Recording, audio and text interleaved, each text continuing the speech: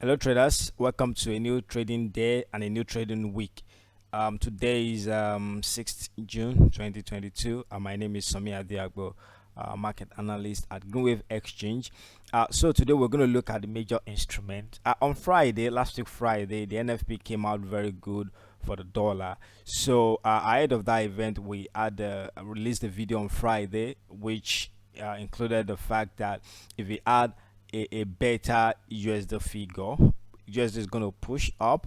Okay, but I think I thought actually that the push up was going to be limited, and the bearish run was going to continue. But if we add a bad data for the USD, then we're going to see total massive drop on the US dollar to continue the bearish run that we have seen since late upper week. That was in May. All right, yeah, May. So let's look at what's been happening. So this is the VIX. The VIX is very much around this base, so which means that the okay, we're seeing price trying to breach below here. So if we see that successful breach, the S&P 500 is expected to go higher.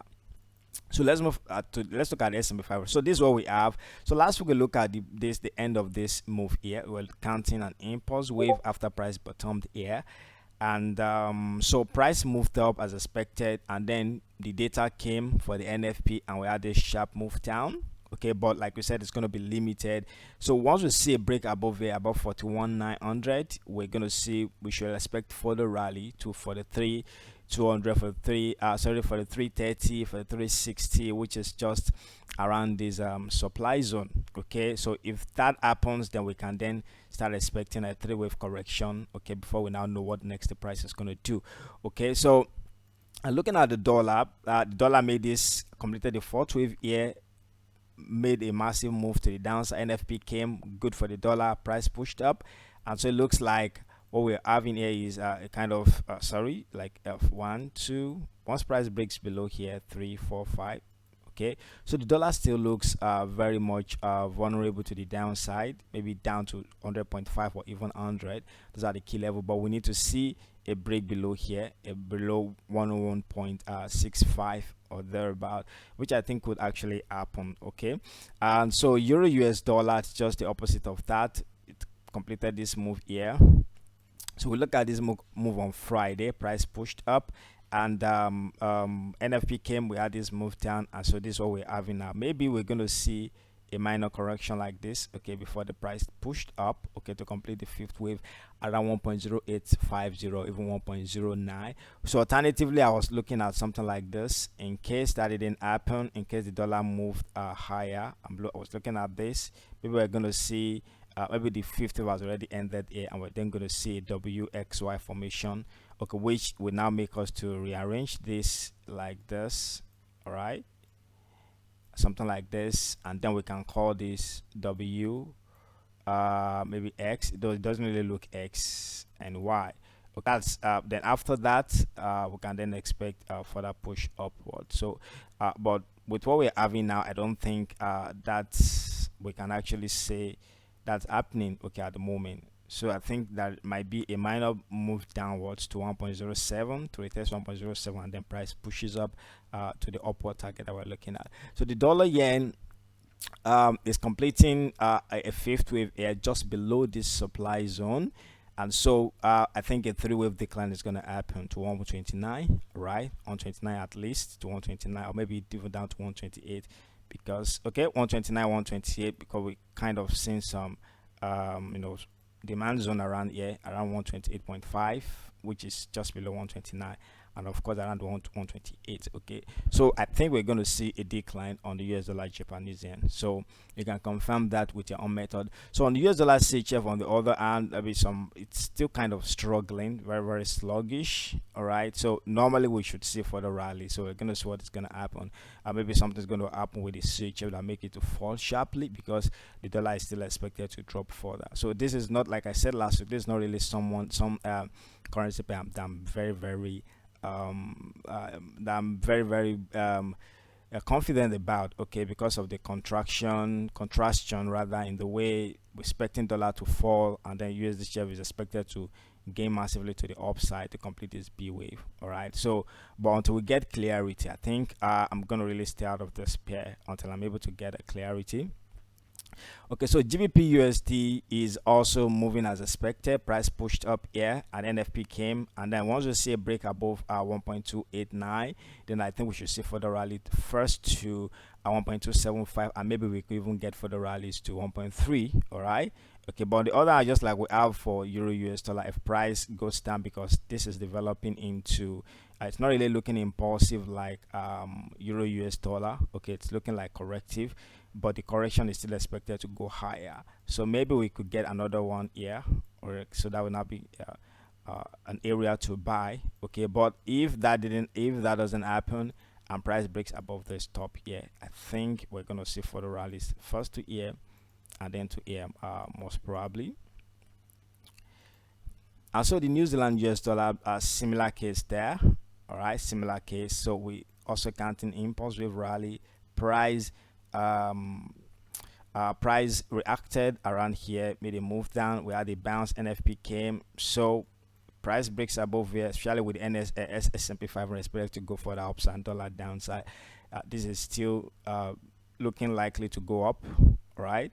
So this is like a 1, 2, 3, 4, 5 of this particular wave degree. So it's still looking like a bullish run to 0.67 or 0.6750 for New Zealand US dollar. And for Aussie dollar, similar case. Okay, but not really that similar, because this is not really looking that very much impulsive as that one, as price is reacting off this supply zone. All right, so maybe we're gonna see a correction to test this area before price push up. Okay, but this is still looking like an impulsive run. So can I have 1, 2 here and 3 and then 4, and then price pushes up to break above this this supply zone up to the next one around 0.74 to 0.745. Okay, so that's my expectation for Aussie dollar. Okay, so buy the bounce, buy the dip rather, seems to be a very good one. So USDCAD continues to go downside as expected, and so the final target is going to be around 1.25, below 1.25, around this this area here, around this demand zone. I think down to 1.25. 1.25 is really cool. So it's when price gets here, all right, that we can now see whatever reaction we're gonna get. Okay, so the reaction the last time we had a reaction at a support zone was here, and it wasn't really good enough because the dollar was very much bearish. So with the dollar expected to go further downwards and the oil price still pushing upwards, I think we're going to see a bounce off here. I think we're going to see further dip to this place. All right, so that's the expectation for the dollar card. And for gold is pushing upwards. Gold dropped downward on Friday, NFP, of course, after price make this big move. So all this were very much expected, so nothing really surprising there. So after price made this bottom around 1786 mid-May, we saw a push up, okay, and a kind of ABC push up with this diagonal. Somebody else might look at this as an impulse move, right? 1, 2, 3, 4, 5. Okay, they're all both good.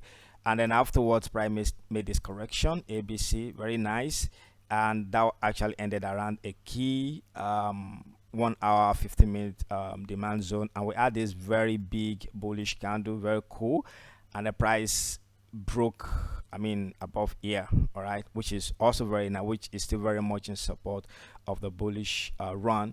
And so the NFP came, we had a push down to this place, and so if we mark this top, which is around 1874, we should be able to see a break above there. Okay, but with this very sharp move to the downside, I think we might actually see an ABC move like this. Okay, so this is 1, 2, or AB, and then afterwards price can then move upwards. Okay, so it's really very important that we see how what kind of pattern we see from here. Okay, so let's look at the 1 hour time frame. Okay, on the 1 hour time frame, we can see that this is quite impulsive. All right, so maybe a bounce here, another impulse move downwards, and then price pushes upwards. Okay, like A, B, C. Okay, so that's the idea.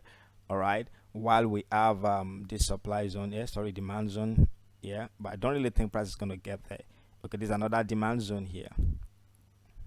Okay, another demand zone there. So maybe we're going to see an A, a B, a deep B, all right, something like this, a deep B, and the price collapse again down to this place, and then opportunity to buy. All right, so that's the idea for gold. All right, so let me go back to the 4-hour time frame. Now Bitcoin didn't really move as expected. So last week we looked at this WXY formation to complete the end of this fourth wave, and then we said we should see further downward move to 23,000 target.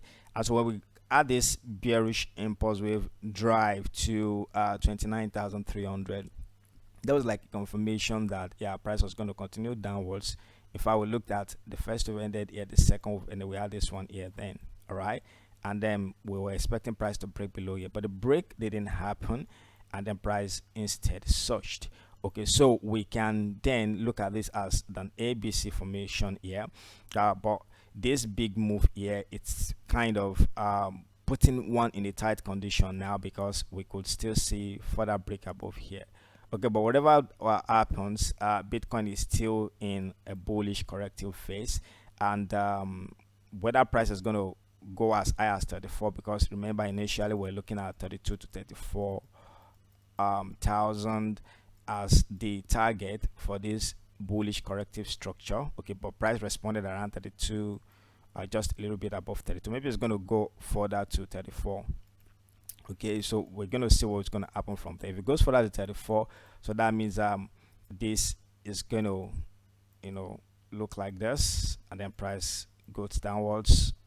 All right, but if we see another sharp decline from here, just like we have here, V-shaped reversal, we have another V-shaped reversal, I think the BS can then maybe we can say that the bears are back in control, all right, especially if price now breaks below here, so we can then ride downwards. Okay, so let's see what is going to happen, whether price is going to break above here, or we're going to see a V-shaped reversal. All right, a V-shaped reversal indicates further downward move, okay, while a break above here indicates further rally to 34 or 34.5, okay, before another opportunity for sellers to take control again. And so the last one we're going to look at today is oil. And so our expectation for oil actually grew, and last week moved further upwards after this sharp reaction. The OPEC came and price pushed upwards, and so what we're seeing here technically still looks like we're getting a divergence, an ending diagonal structure. Price is still within this corrective pattern. It's not really looking impulsive. We're seeing a whole lot of overlapping here and there, okay, on the price, and looks like we're just getting a very, very sharp correction of this leg here. And so there's still a possibility of price getting there. I know there's still that possibility, but until we see a reaction, okay, until we see a big reaction, okay, we are not just we're just going to keep that aside for now, okay, because you can't really say exactly what is happening, how the market is going to react to the geopolitics surrounding the EU, the OPEC, and Russia, Ukraine stuff. Okay, so but the most important thing is just to keep this close and react, and only react when you see the price making moves that fit into the technical expectations. Okay, so if price react to this diagonal, we should see a break below, an impulsive break, and then we see a correction, then that's when we can look for a sell. A bearish impulse, a correction, and a sell. All right, otherwise if price violates the diagonal, it doesn't react here, then further bullish run is expected. Okay, so that's why I'm going to stop today. Thank you very much for watching. I'm going to see you in the next one, so have a fine trading week.